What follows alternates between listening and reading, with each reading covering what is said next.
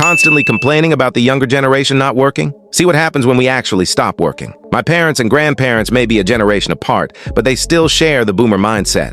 My older sister, my brother, and I now finance their lives. My grandparents are retired. Dad is also retired because he seriously injured his leg while doing physical work and now has permanent damage that makes it very difficult for him to walk. And my mother was a housewife, even though she passed the housework on to us when we reached a certain age because we were young and healthy and should lend a hand. We got caught up in a strange family dynamic where we didn't move out, but still did pretty much all the work. We were told that family takes care of each other, but the three of us knew that it couldn't stay that way. 2 months ago, they started bad-mouthing our generation. They said we were lazy, useless, didn't work, and we're the worst generation ever. Their words, not mine. We're all Gen Z, by the way.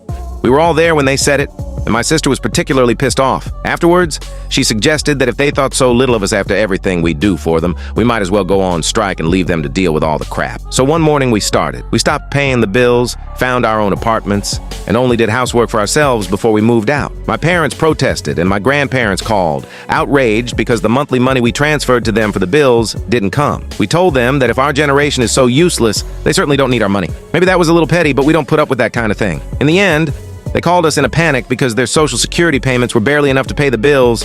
My mother was overwhelmed with the sudden housework she didn't have to do for years now. My father had high blood pressure due to the sudden stress, and they have since apologized. All of them except Dad, who was too proud to apologize, I guess. Of course, we didn't hate them and now help them out from time to time, but I hope they've learned their lesson.